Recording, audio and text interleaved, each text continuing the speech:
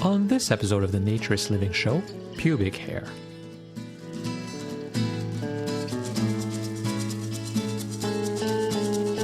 This episode of the Naturist Living Show is brought to you by Bare Oaks Family Naturist Park. At Bare Oaks, we offer traditional naturist values in a modern setting. Free your body, free your mind. www.bareoaks.ca.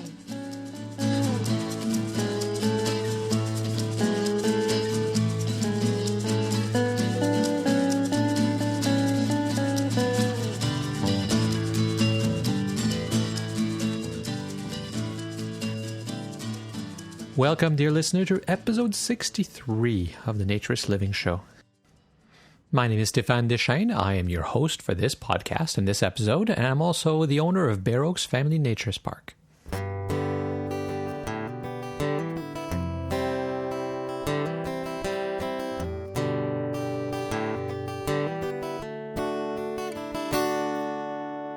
It's January 2014, and we're well into what would be our 6th year now. It's been over 5 years since the show started. And I want to remind everybody that we are doing the second annual, hopefully, trip to Montalivet in France. If you're interested, it's time to book soon. The good pricing that we have is not guaranteed till the last minute. And you have choices this year of 2 weeks or 1 week and going to Paris or not. So all the details are available at bareoaks.ca/France.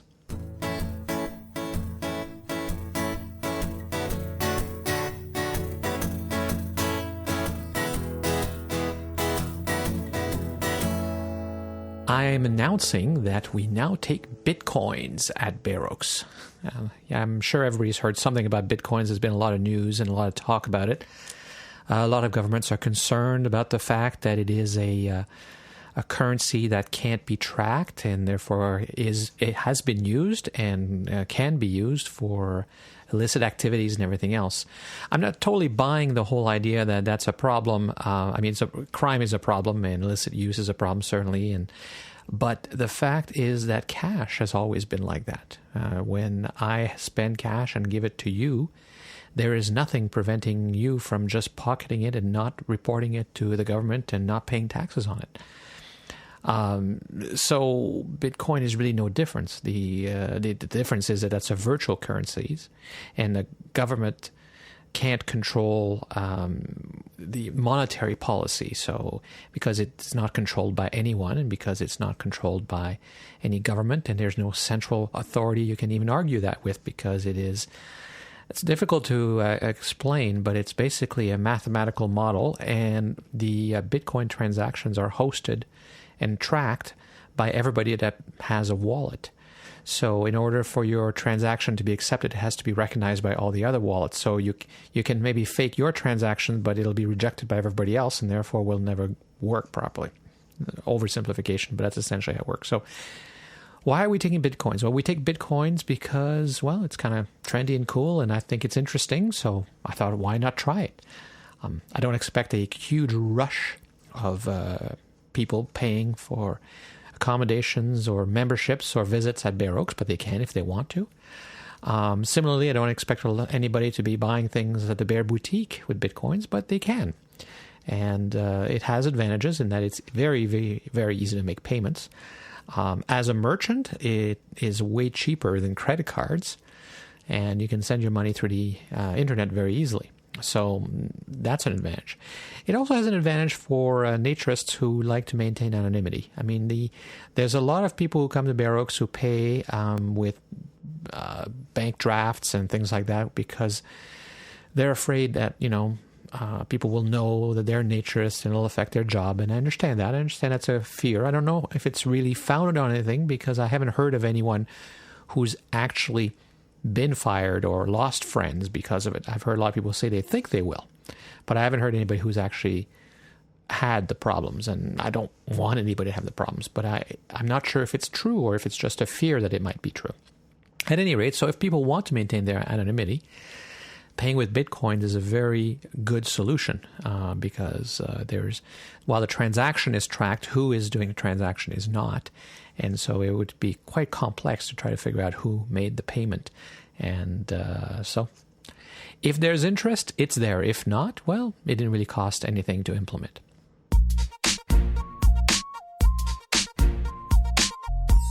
So, hi, Felicity. How are things in New York?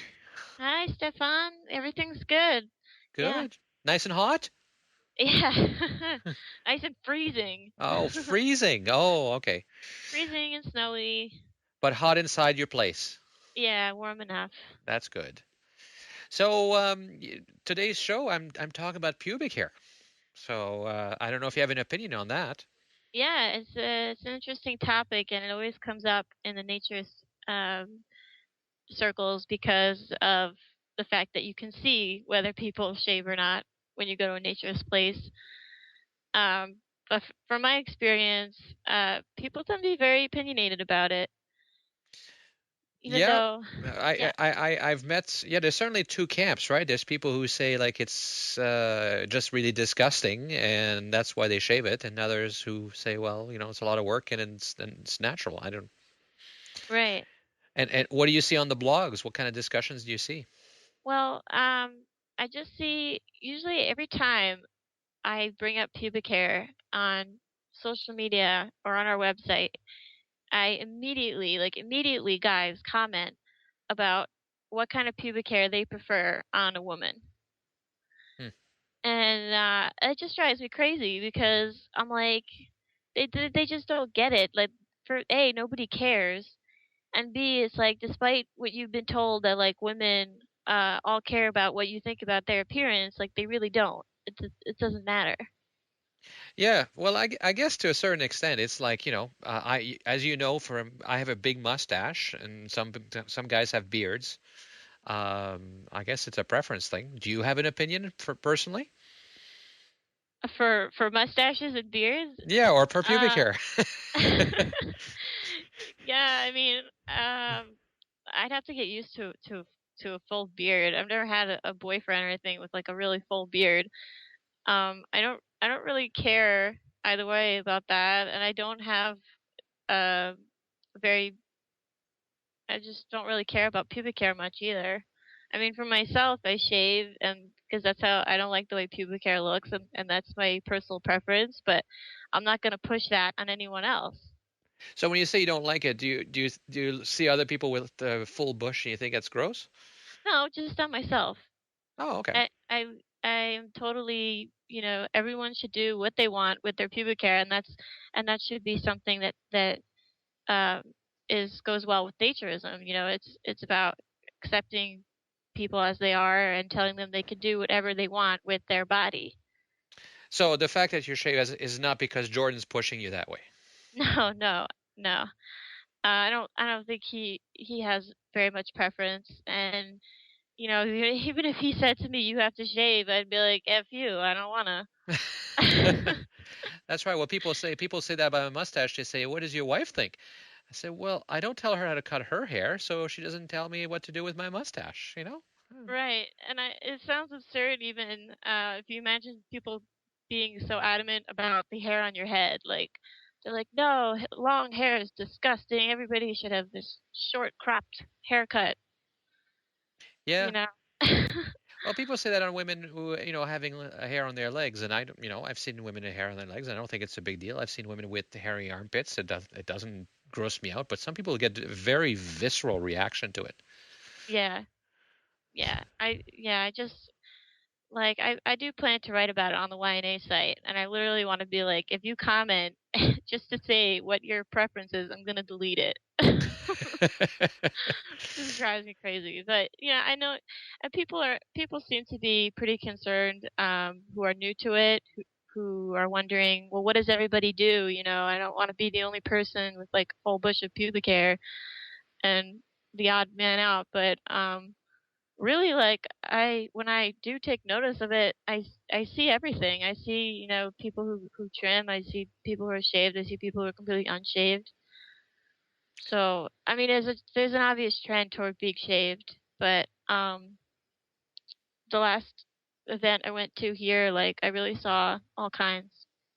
Well, it's funny because we've met and I couldn't remember until you said it whether you were shaved or not. So to me, it wasn't a big deal. I guess I know. it's worth the discussion since some people have such a strong opinion, but hopefully it's not a big issue that we're going to spend a lot of time Yeah, on. I mean, right. anything more important happening in your world that you're working on?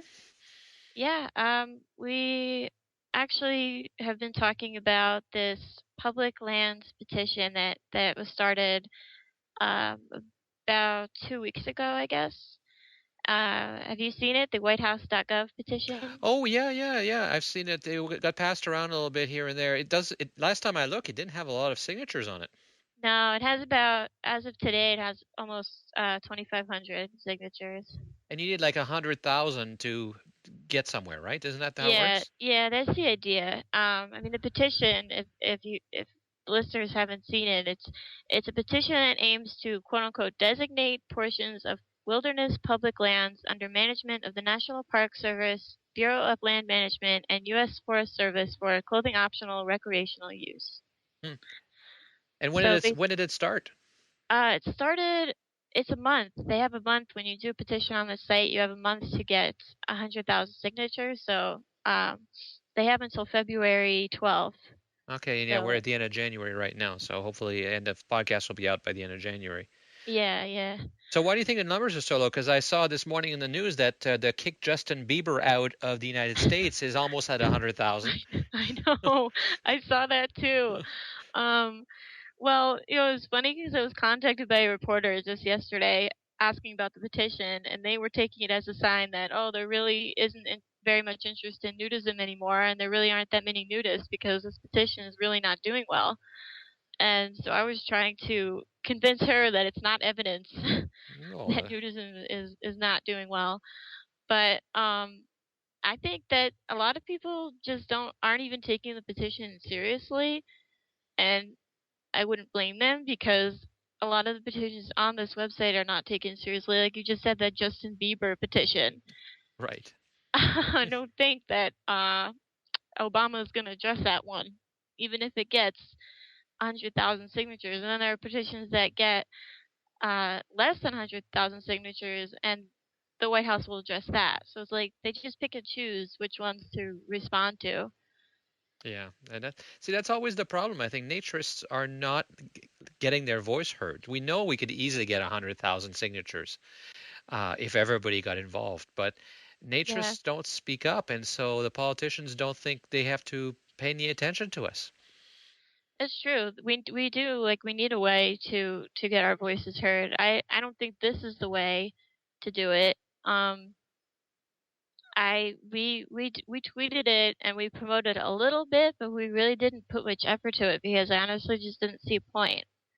No, Um, no, because you're right. They probably wouldn't do anything about it because it's not really a federal thing anyway, is it? right. No, not really. I mean, there's no currently no federal law that prohibits nudity on public lands. Um, but and I'm not that political, but I don't think that this is going to be the way that we get clothing optional areas on public lands. No, I Because can't imagine a State of the Union address where, I Obama know, says, "My right? fellow Americans, I have decided to designate one beach every 100 kilometers." Oh, Yeah, sorry, right. 100 miles because United States. Yeah, exactly. It's just a little absurd. I don't know, but I mean, the Nature's Action Committee also like put out an advisory about it, and they weren't even like, oh, everybody should be signing this. They said, um, it's well written and it wasn't made with our collaboration or anything. And basically, they said we leave it up to the individual whether or not they sign it. Okay. Okay. Well, So they weren't really fully endorsing it. And at that point, I was like, well, now I don't really have a real reason to like put all my effort into putting this out there. yeah. Do you know who started it? Yeah, it's this guy named Larry Darter. Hmm. He actually has he writes about nudism for Examiner.com. Oh, yeah. I Yeah, saw you've that. probably seen his stuff. Yeah. Hmm. Well, I hope it'd be great if it worked. I know. I would be, I hope I'm wrong. I would be ecstatic if I were wrong, Yeah, I mean, I hope it works, but I think it the needs a. danger, if it doesn't work, as you said, the reporters are going to go, see, nobody's interested. So that's the downside of it. I know, I know. I mean, it's good in that it creates conversation around this topic, Hmm. but that seems to be as good as it's for. Hmm. Well, okay. Anything else happening? What's YNA up to right now? Well, we actually just had an event this past weekend. We did our raw chocolate meditation night, which was really nice. And we actually have our Women's Day coming up on February 9th, which we're doing with Beth Nolan at this salon and spa in New Jersey. Oh, cool.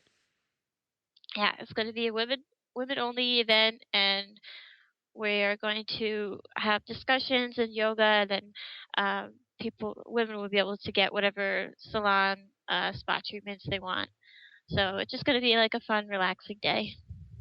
Well, that sounds cool. Good. And we're now it's past December, so every day is getting longer, and it doesn't feel like it, but we're going to be getting warmer soon. Right, soon enough. It will be spring and summer, and we'll be outside again. And what's YNA going to be doing this summer and spring? Any plans? We haven't really started working at our summer schedule yet, but we will be doing outdoor gatherings at nudist clubs and Gunnison Beach, I hope, and other places.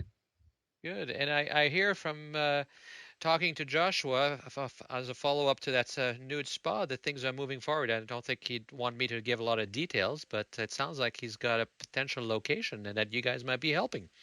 Yeah, yeah, we have been talking to him about it.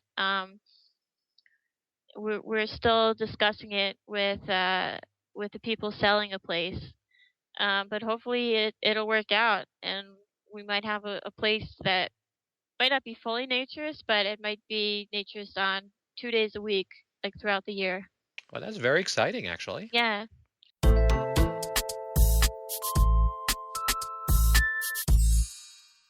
So, as we discussed at the beginning of the show, today's topic is pubic hair. And, I don't know why that's a topic. It kind of happened by accident. The main interview that we have at the end of the show was on topic of pubic hair, and a few other things came together to really make this the central theme for today's show. And it shouldn't be a big issue in the naturism. I mean, if anybody's seen my pictures, I have a very big mustache. I have some facial hair. That's a personal choice. Some people don't. Some people have long hair on their head. Some people have short hair. Some people shave their armpits. Some people shave their legs. So what you want to do with pubic hair is your choice. It's understandable that within a naturist environment, people might style more in their pubic hair as well, because that's another hair that is visible. I've been clear that my personal preference is to not be completely bare, because to me that's prepubescent. And from the time I grew up, that's not what I was used to, but I don't have a problem with it. And if that's what people want to do, great for them. That's their choice. And we shouldn't really have a debate, but I do hear a lot of debates over it. People have argued this. Is it sexual? Is it inappropriate? Is it not natural? Well, your pubic area is in the sexual organs area, but we are in naturism, we're used to all body parts being equal and not emphasizing excessively that area.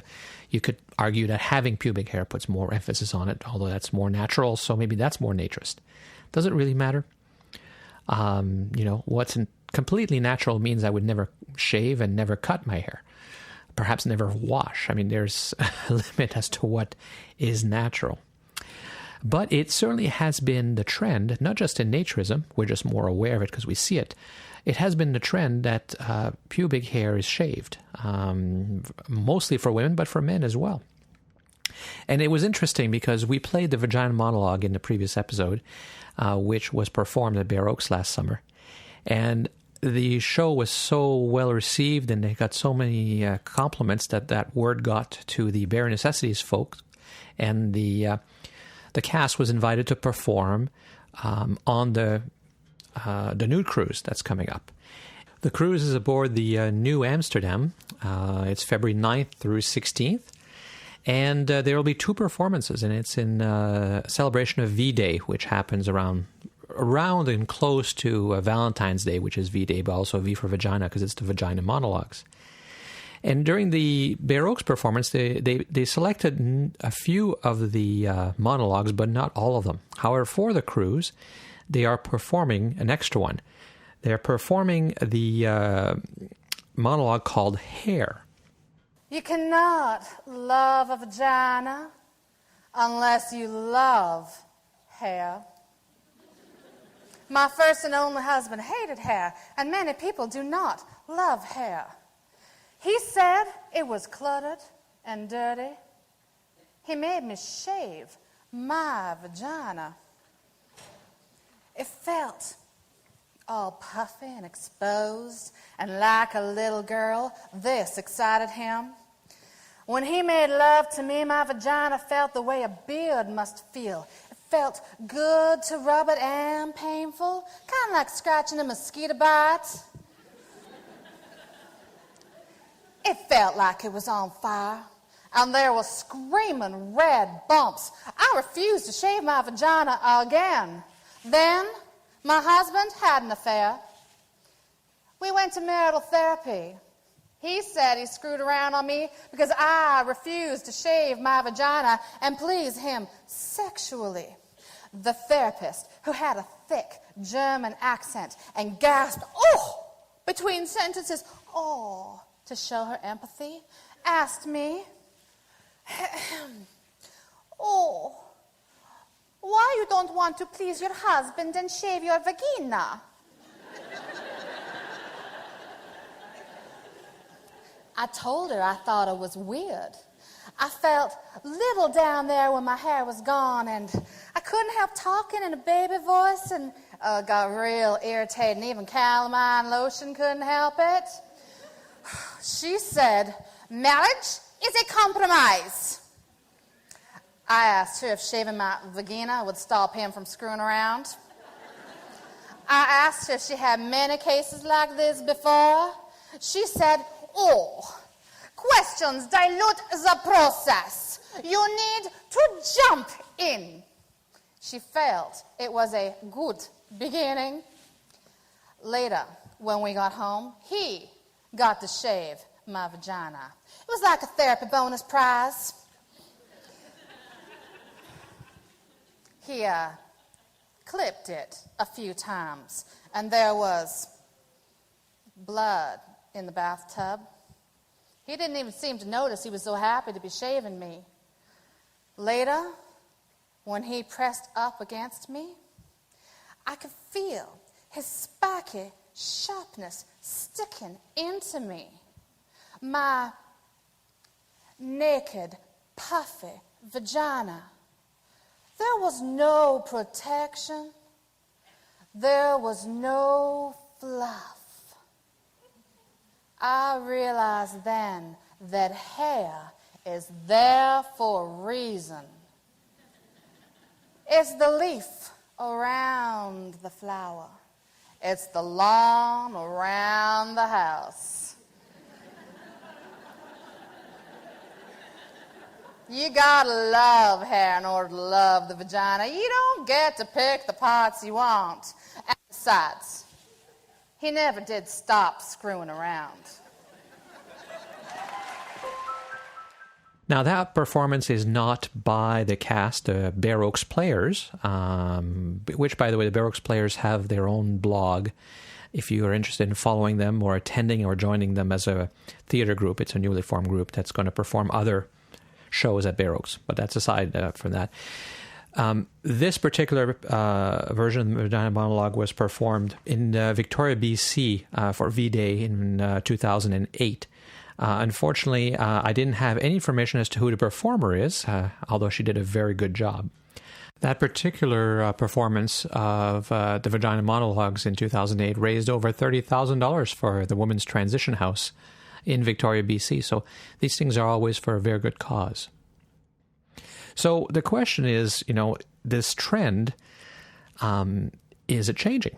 All trends do. It's a fashion. to shave all your hair is a fashion. There was a time where pubic hair was obscene. If you look at the really old magazines from the 30s and 40s, the naturist magazines, they all look like Ken and Barbie, because you couldn't show men's penises and you couldn't show women's pubic hair, because of course you can't actually see women's genitals when they're standing normally.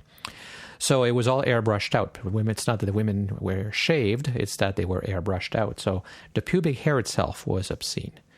And, then it was normal to have pubic hair. Everybody had pubic hair. Shaving it was kind of unusual.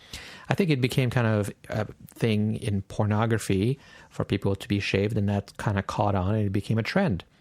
Now I hear young people say that, pubic hair is dirty. And gross, and you hear that about armpit hair and leg hair on women. It's an interesting opinion. We all have hair. I'm not sure why it's gross and dirty. In terms of pubic hair, perhaps it's because in our society, people think that genitals are dirty. If genitals are dirty, then maybe pubic hair are dirty. And certainly, if you keep, that area all confined in a hot, wet, dark, damp environment, it's all kind of get smelly and stuff and gross. But in a naturist environment, it's just open to the air like the hair on your head. I'm not sure why it should be any more gross. So pubic hair maybe is now coming back into fashion, because any fashion goes one way and then it goes way back the other. That's almost guaranteed and very predictable. And certainly there's been some stuff in the news recently. Actor Cameron Diaz has a new book called The Body Book. And she has a whole section entitled In Praise of Pubes. Gwyneth Paltrow did an appearance on the Ellen DeGeneres show where she talked about her pubic hair. I changed there, and I went, and I couldn't wear underwear. I don't think I can tell this story on TV. Now you've told it. Well, let's just say everyone went scrambling for a razor. You certainly don't take care of yourself if you're... I mean, it was just the side of your legs. What? I work a 70s vibe, you know what I mean? Oh, got it. A 70s vibe. So I guess having pubic hair is a retro trend. And sure, why not? We have retro everything else, so retro pubic hairstyle now as well. 70s pubic hair. I guess, unless you talk about it in most environments, you wouldn't know about it. It could be something you can proudly talk about and people can see in a naturist environment. And there was an article even in the Huffington Post that reported that the American Apparel in New York City on Houston Street had mannequins in the window that had pubic hair. And if you see the pictures, I'll put a link to it in the show notes. It's a lot of pubic hair. I mean, we're talking about a big bush here. So maybe it's cool, maybe it's a trend. Maybe the next thing is lots of pubic hair will be the end thing. So all this discussion about pubic hair was started because we have a new correspondent. Joshua Williams, who you'll know because we discussed last show or the previous show, we discussed his idea for a naturist spa in New York City. And he also did he's a fashion professor, and he discussed fashion and nudity and naturism as well a couple of years back at this point. And him and I have kept in touch, and we've become friends, and we've seen each other a few times at Bear Oaks and in New York, where he lives. And he was interested to do interviews for the show, which is great. From the beginning, my thought was that it would be other correspondents recording interviews with interesting people all around the world. And so far, I've been doing almost all of it.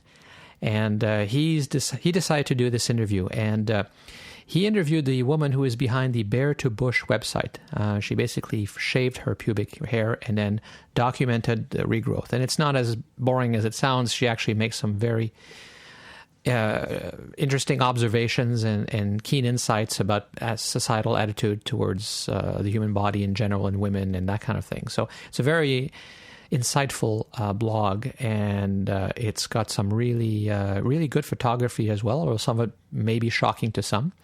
The photo that is the theme photo for this show came from her blog, and of course I had to censor it when I posted it on Facebook. So she didn't want her name used and she didn't want her voice used because she's trying to maintain anonymity. She doesn't want the blog and the story to be about her. So what Joshua did is he interviewed her through text, and the transcript, because of that, is available as a link from the show notes. And then Joshua read the questions, and Katie, his wife, recorded the voice of the Bear to Bush author. It's great to be on the Naturist Living show today in the role of an interviewer. I've appreciated my many conversations with Stefan on and off this podcast. A few months ago, I came across a very interesting Tumblr blog called Bear to Bush, which describes the project rather perfectly. On September 16th, 2013, a woman decides to shave off all of her pubic hair and then follow its regrowth through words and images on the internet. And while it sounds completely sophomoric, the reality is that the journey, if you will, has been rather profound. An opportunity to consider her own body and open up a conversation with other women and even men about bodies in general, the good and the bad. I'm pleased to have had a conversation with the founder and writer of the blog and now the website beartobush.com. However, as the blog is written anonymously, we chose to have the conversation via chat and then use the transcript to record an interview with another woman's voice. Of course, we discuss the reason for this anonymity in the interview, but we also delve into discussions related to nudity, sexuality, body acceptance, and of course, body hair. So what was the genesis for this rather unique project? Honestly, I was bored one day, so I shaved my pubic hair. I've always thought it's funny how people have Tumblr blogs about ridiculous things that seem like no one would care, so I got into my head to create a blog where I followed the regrowth of my pubic hair just out of pure boredom and to entertain myself. Sort of like how people say it's as boring as watching paint dry. I figured it would be a fun, boring photojournal of hair growing back. And of course, Tumblr allows you to do something like that, unlike other social media platforms. Did you feel like there was something you could prove by doing it for yourself or even others? Not really. I mean, I wish I could say that this was all a premeditated platform from which to reach out and talk to people about their bodies. That's totally not what I intended. I really just did it for fun and figured I'd just have a couple of people following me who thought it was funny or simply wanted to see pictures of a girl's crotch. And I'm sure there are those that visited the blog for that very reason. So at what point do you think it took on a different dimension? I think the first time I really realized that it was having an impact was when I made a post about the reality of nude photography. I had no idea it would explode the way it did. I just had it in my brain that I wanted to show people that all of the self-shot images they see are still posed and carefully positioned, and that the body can be so different depending on how it's posed. I made that post, thought nothing of it, except maybe being happy it turned out so well. And 4 hours later, it had already reached well over 2,000 people. Right now, I think it has something like 103,000 notes on it. That made me realize I had accidentally started saying things that people really related to. And with the popularity of the selfie and self-awareness in general, it really seemed to connect with readers on many different levels? Absolutely. The internet is so full of self these days, but so many people don't realize that those people posting photos still only post their best pictures, their best self. People think that because something's not commercial, it's somehow more natural, but that's not really the case a lot of times. I would say that most people who post all of those self-shots, even something like a Facebook profile photo, post only their absolute best angles, which aren't really indicative of how they look in real life. There's an artifice to these pictures then, and all the while do you think that women, even men, crave something more real, even when they create the best angle shots for Facebook? You know, it's interesting. I think there's definitely been a big push for more real or natural things lately. There are so many companies who switch their branding to attempt showing diversity in body types, more natural look, etc. But it's kind of bizarre because even with all of the real things we're seeing lately, they're still generally polished to be their best version of that. The real models are still symmetrical, attractive, shot with studio quality lighting, and people who know what they're doing. So yes, I do think that people are craving something real, and while it seems like we're getting that through media and selfies and all of this, I sometimes wonder if it's sometimes just a different version of the best angle. Does that make sense? Mm-hmm. I don't know if I explained that very well. No, perfectly. Makes sense. To a certain degree, humans want to see the ideal rather than the real. I think this has been the case in art for centuries, much before fashion magazines, probably. And what did you? And what about when you added the nude component? This nudity obviously changes the dynamic to some degree, I would think. Nudity is such a bizarre element because on one hand, it's such a simple, easy concept. I mean, hello, we're all born naked. And it's also so polarizing and taboo. I think that within the realm of nudity, people are possibly even pickier about making sure things look perfect. No one wants to admit their breasts sag a little or that they have weird hair on their stomach. If they've got a birthmark on their arm or something, it probably wouldn't be as big of a deal because they're used to seeing it and it doesn't matter. But if it's something that's usually covered by clothing and then revealed only to your partner, it has a different kind of feeling behind it, I suppose. I definitely used to agonize over how I looked while naked, so I can certainly relate. That's a very interesting point. The revelation from clothed to naked is often more titillating than the nudity itself. It's the tension there. Definitely. I've read interviews from people who've done life modeling for schools, and they always comment about how the weirdest and most revealing part is the moment when they take off their robe and get naked for the first time in front of a group. The grand unveiling of the form. Once they've been naked for a while, it's not such a big deal. You mentioned your feelings for your own nude body. This project certainly allows you to perceive your body in a different perspective than perhaps you did prior to this. What was your relationship with your body, and can you speak to any changes you've experienced over the past few months? I've had a lot of different relationships with my body. When I was a kid, I didn't notice it. It was just what it was. And then as a teenager, I despised it. I was never skinny enough, pretty enough, and so on. The standard teenage dilemma. As I got older, some of those things started slipping away, and some of them held on longer than others. I still have issues here and there, but it's very rare. As far as how this project has changed me, I guess it's kind of solidified the, hey, my body is actually totally okay, and I'm good with it, feeling that's been growing inside of me for a while. But honestly, aside from being a giant internet pat on the head, I feel basically the same now in regards to my body as I did before I started the project. Fair enough. So, out of curiosity, have you ever experienced social nudity or being nude in front of others or only on the internet? Yeah, I've been naked in front of people before. I've been to a couple of nude beaches, and that was always interesting. Interesting, I guess, in that there was nothing weird or surprising about it for me. It was like, oh, cool, I won't get tan lines. There's a guy over there staring at my butt. Whatever, I have a nice butt. I appreciate your confidence and matter-of-factness that comes across in your blog as well. You've chosen to stay anonymous, which is, you point out on your website, is really less about divulging your identity and more about allowing women to relate with you. Can you speak to that a little bit more? Yeah, that's been an interesting decision. I mean, I started anonymously with no intention of showing my identity.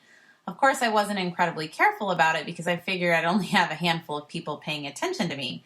Once I started receiving recognition, I started panicking like, what if someone finds out who I am? What would happen? Should I just out myself now and get it over with? But of course, I calmed down and realized that 1, that's not likely. Mm-hmm. 2, it wouldn't matter anyway. And 3, being anonymous is actually a great way to allow people to relate to me. Yeah, interesting. I think that when we see other people, we immediately associate them with things. If someone saw my face, the reaction might be, oh, well, whatever, that girl's pretty. Why is she talking about her body when she has no reason to complain? Or maybe, oh, weird, she looks like so-and-so and I hated that girl.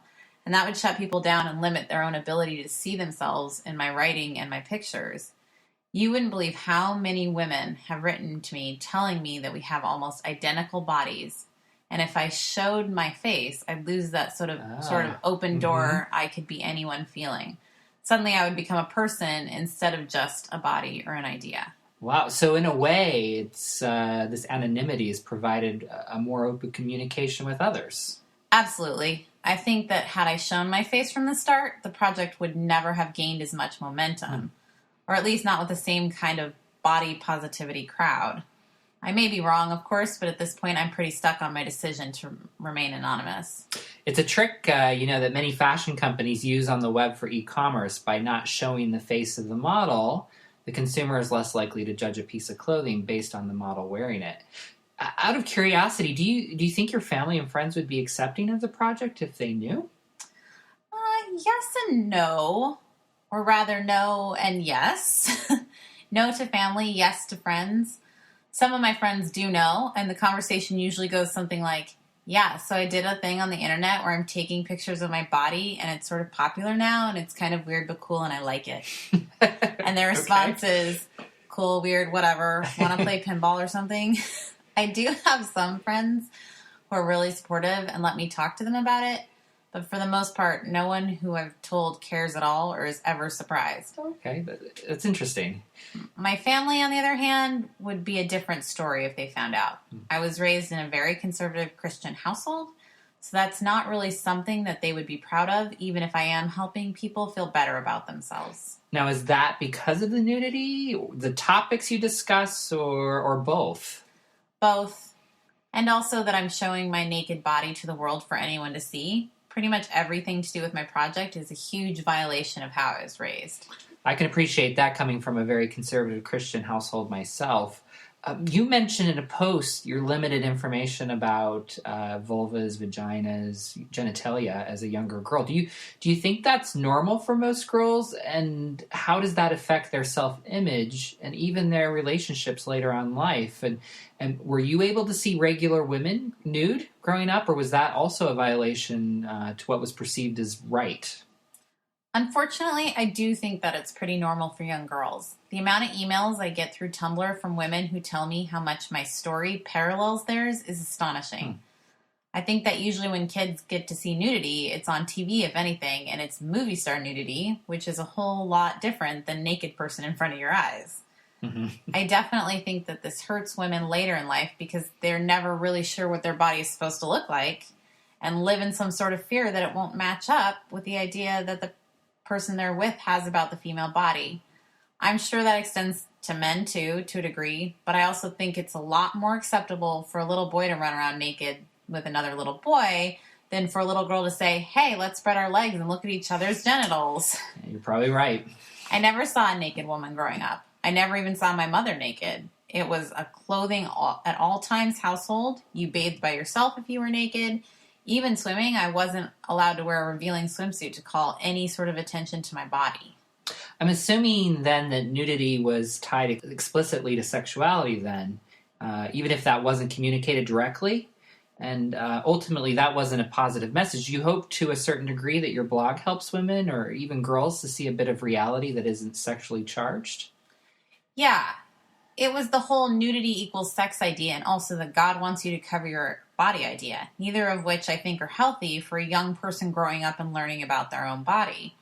I do hope that my blog helps people see a little slice of reality that stands outside the world of porn and sex and celebrity and is just an open, honest portrait of a woman who's gone through the same things they're going through.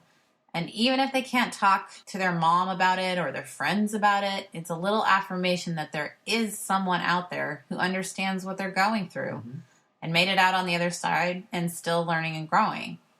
I've had countless emails from young women who told me they burst into tears when they started reading my blog because they felt like they finally found someone who understood their pain or what they were going through. One of my most incredible emails to date was from a girl struggling with anorexia who said she'd been through countless treatments for it and nothing ever helped.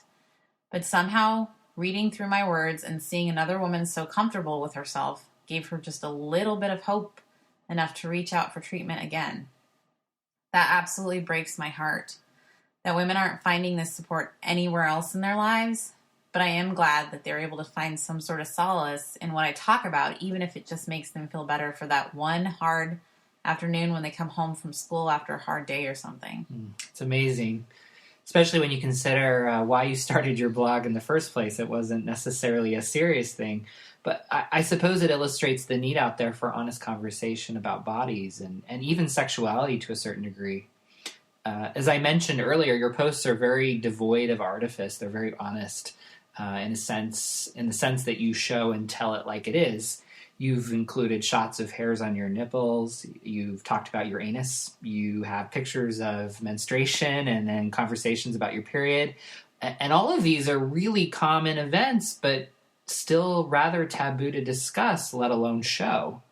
So what made you choose to show or discuss these things and even say something, if I remember correctly, on one of your blogs, you said, I think it, meaning the bleeding, makes me powerful and strong. Is it easier to be honest about these particular issues when you're anonymous? I think I'm a pretty honest about this stuff, even when I'm not anonymous. I'll have a discussion with friends about our bodies or their strange sexual fantasies or show them my ingrown hairs.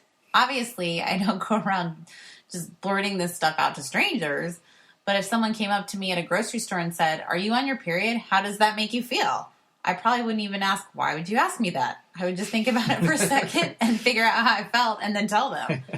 There are some parts of my body that I'm still a little squeamish about or feel weird about, but I've realized that talking about it is the easiest way to get over it. It's funny because a lot of times I don't know what I'm going to say about a picture at all. I just take a picture of something, my period, for example, and then I put it on my computer and stare at it for a bit and then start writing. Sometimes I know what I want to say, but more often than not, it just starts pouring out of me and I realize how I feel as I'm writing it. Interesting. So in a way, it's a learning process for you as well. I was reading through your blog. I noticed that one of the topics that seemed to create the most buzz, if you will, out there was related to women's armpit hair, especially when Nerve wrote an article about you. Why do you think that caused such a stir? And why particularly with women, as you point out? That was an interesting discovery. I have definitely received more strange looks from women in daily life in regards to my armpit hair than from men, which is what I talked about further back on my blog. But the Nerve and Reddit comments came from a lot of men too, I think. It's like people have this bizarre misconception that women either aren't supposed to grow armpit hair, that it's unnatural, which is crazy because it's absolutely natural, or that it makes a woman gross and unhygienic. Mm-hmm. It was actually really eye-opening for me to see that much hate generated about that topic because I exist in a somewhat protected bubble when you think about it. The people who follow my Tumblr follow it because they like me and what I'm doing. They share it with their friends who also like the same things and so on. But when my pictures, not even ones targeted at my armpits, just ones that showed it as a part of a different topic, found their way to the internet at large, it was a sudden surge of negativity and hate about my hair. It was kind of a wake-up call that this little world I'm in where everybody is pretty supportive and happy and positive is in no way a representation of how everybody actually feels about these things. Wow. So, and what's really interesting is that hair is really the main topic of your blog, body hair. And as a naturist, it's been interesting to see the evolution of body hair, especially pubic hair. It's pretty normal now to see men and women of all ages without pubic hair on the beach or at the naturist club. Why do you think that society has such an aversion to hair there? Or why this conversation? Why this either strong positivity or strong negativity? I really can't figure that out. I mean, sure, I could say it's all the media or the desire to look youthful or a big scam by razor companies and it's all marketing, but I don't know if I believe those things. Or maybe it's just a combination of all of those things. Or maybe none of them. I think the good news is the aversion seems to be dissipating, which I think is a good thing. It seems like it's somewhat okay now for women to have pubic hair. But then again, maybe I'm biased because I exist in a little pocket bubble of the internet, perhaps similar to a naturist being surrounded by like-minded people, where it's okay. Right. Well, I'm not opposed to body hair, or even, no body hair at all, having it shaved off. I think ultimately it's a personal preference and often one that I choose to approach differently depending on my own mood. But going back a little bit, I'm curious if there's been differences in responses from women and men to your blog. Not a big difference, I don't think. I would say that the majority of my following is female, but I have no real way to analyze or prove that. I get emails from both parties, and they seem to be shockingly similar. Okay. I think men deal with a lot of these things, too, either from a different angle or a different point of view, but similar things nonetheless. Men have told me they adore it when their partner doesn't shave. Women have told me they hate shaving. Both have told me I'm awful and disgusting and need to buy a razor. I think the reaction is similar regardless of gender. So there's a lot of stark contrast then. I think with the internet, you always get more contrast. the people who don't really have an opinion just scroll past it with no opinion. It's the ones who want to either praise you or yell at you who take the time to write. Right. As you've alluded to, our society has a lot of mixed up feelings about nudity in general, particularly social nudity. As such, a lot of effort has been put into separating nudity from sexuality, which makes sense. When I visit a naturist club or beach with my family, the last thing I want to see is sexual activity. But sometimes I think we try a little too hard to disconnect the two and therefore demonize sexuality. You were asked about whether or not you were comfortable with the idea that people might masturbate when looking at your blog, and I was very interested by your answer. Can you discuss that a little bit more, and maybe how sexuality plays a role in body acceptance or being honest with your body? Yeah, that's a question that I get a lot. And one of my favorite types of emails actually are from men who feel the need to apologize to me because they found my blog and started masturbating to a photo or two and then started reading the text and ended up so on board with what I was saying that they felt guilty for using my images for self-pleasure. I totally get what you're saying about almost demonizing sexuality and separating nudity from it entirely. I think that the things don't need to be completely separate. You can see a naked body and be turned on by it, and it doesn't make you a bad person or a creep or anything. Sexuality is such a complicated topic, there's no way I could hope to really know and understand it, but in my own experience, it is tied into nudity, even if we want to pretend it's not.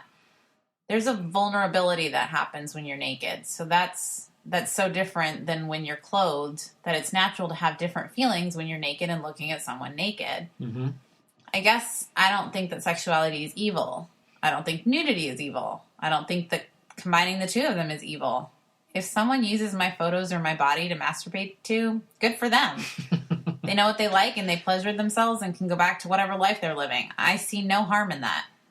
I think that nudity doesn't have to be sexual, and I've been in situations where it certainly isn't, but I don't think it needs to be completely removed from sexual feelings either.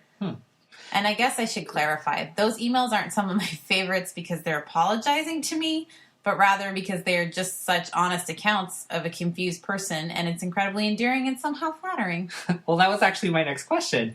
So the reality is that, I guess context is everything, whether or not someone is clothed or nude. Absolutely. There are people in my life who I can take a naked bath in front of, and it's completely non-sexual. For me, anyway. And then there are people who I feel sexually charged around just when I take off my jacket. Well, and of course, intent is part of that as well. One of the questions you get from many would-be naturists is if seeing people nude might alleviate desire. It definitely takes away a sexual trigger and forces you to rethink sexuality, but I think in a positive way. Imagine, what effect that would have on advertisers.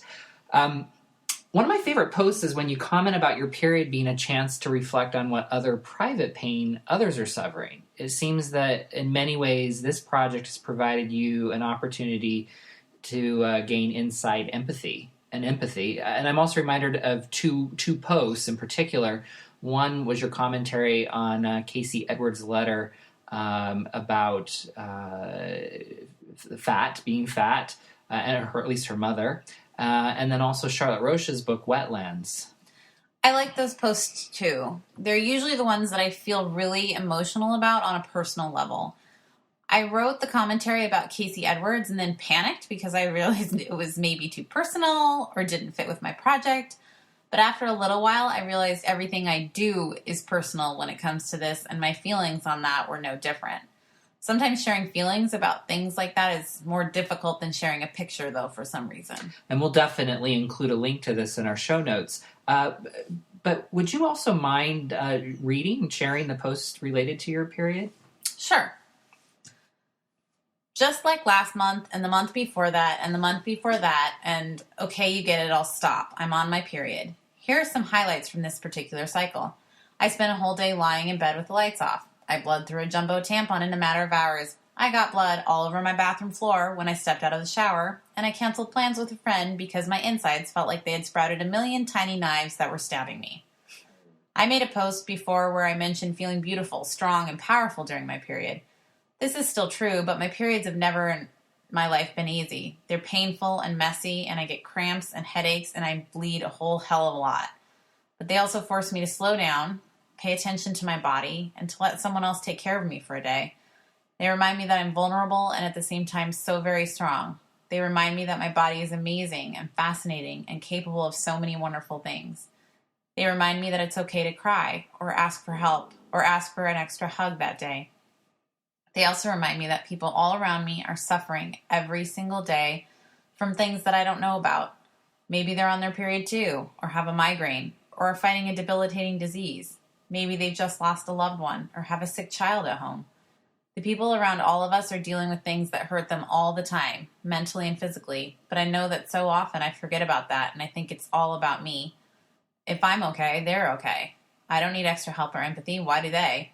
So when my body reminds me what pain feels like, or what it's like to spend a day feeling vulnerable and scared, it helps me remember that everyone else has those days too. And maybe sometimes they need the extra hug, or a kind word, or a little bit of help, and being reminded of that is a really good thing. Thanks. I really thought that was very well put, and I appreciate you reading that. So I have to ask, what's next for you in this project? I mean, it feels like it's become something bigger than you even imagined. Well, as far as what comes next, I honestly have no idea. It started as just a simple, funny project and evolved into this strange and exciting platform from which I can talk about my body and hopefully help people out. Ideally, I want to break away from the Tumblr platform and direct more people to the website instead. I feel like Tumblr is kind of insular and has a really limited demographic, and I'd like to stand outside of that and let more people see what I'm doing and find out about it who don't necessarily have Tumblr accounts. Right. I started a website with no idea what to put on it, and somehow that's evolved into a combination of Tumblr posts and also some extra information posts, etc. Sometimes I think to myself, I should just stop. I've done enough. This is it.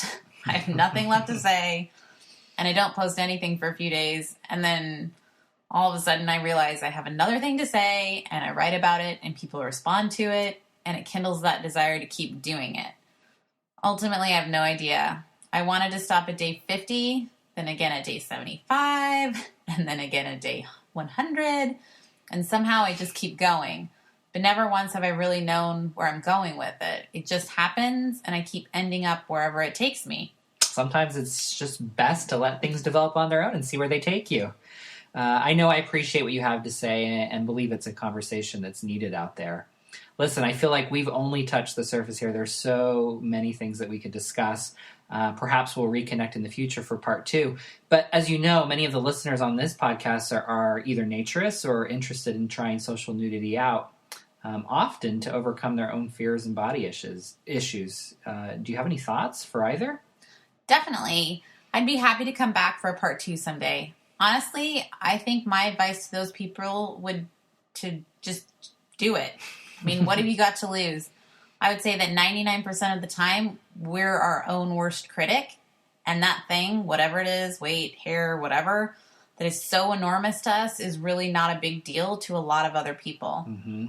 I think that everybody should learn to be comfortable naked by themselves and in front of a stranger. Obviously, everybody has different comfort levels, and I can't really make a statement to know what's best for people. But I've never heard anything bad come from a person who had tried out being naked. I don't think it tends to make anyone feel worse about their bodies if they're coming from a place of already feeling bad. Right. It's similar to a lot of questions I get from people where they tell me how amazing I am and how brave and how there's no way they could do what I do. And my answer is an honest, confused, why not? Anyone can do what I do. Anyone can get naked. Anyone can talk about it. Go to a nude beach. Post a picture of their body hair on the internet. Make a blog post about how difficult their period is. People judge themselves so harshly and are so afraid of what everyone else will think. We've only got one shot at life, and I think it's so important to just do what it is that you want to do because you don't get another chance. Eventually we'll all die, and no one is going to remember if we did that one thing that one time and one person made a snide remark. That's not what's going to matter. So I guess in a short answer, the best way to get over things is by just doing them. I couldn't agree more. Thank you so much for taking time out of your busy day to speak with us. How can our listeners find out more about your project? It was my pleasure. Thanks so much for having me. Of course. They can check out my website, which is baretobush.com, BARETOBUSH.com, or follow the Tumblr blog, which is beartobush.tumblr.com. I also have an email address, which I don't mind them contacting me at if they have anything they want to share with me, but I can't guarantee I'll respond to every email. I do get a pretty substantial amount of them. Okay, so what's that? That can be found at beartobush@gmail.com. Great. Well, it's been a pleasure. Thank you so much. Thank you. So thank you, Joshua, for being a contributor to the show. And Joshua's actually done another interview and is planning to do more. So you can look forward to some regular contribution from Joshua.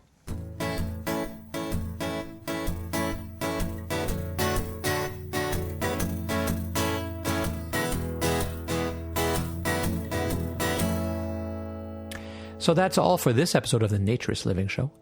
Thank you for listening. And again, my name is Stéphane Deschênes, and I'm your host for this podcast and the owner of Bear Oaks Family Naturist Park. You can find links to all the items I mentioned in the show notes on the website at naturistliving, one word, naturistliving.bareoaks, B-A-R-E, of course, bareoaks.ca, because we are in Canada. Keep sending your comments and suggestions. Always appreciate reading them. The show's email address is naturistliving@bareoaks.ca. Join us again in about a month for the next episode of the Naturist Living Show. This episode of the Naturist Living Show was brought to you by Bear Oaks Family Naturist Park. Traditional naturist values in a modern setting. Traditional values means that naturism is more than just taking your clothes off. It is a life philosophy with physical, psychological, environmental, social, and moral benefits. Bear Oaks Family Naturist Park strives to promote those naturist values in a modern setting that provides the amenities and services that our members and visitors expect. Free your body, free your mind. Learn more at www.bareoaks.ca.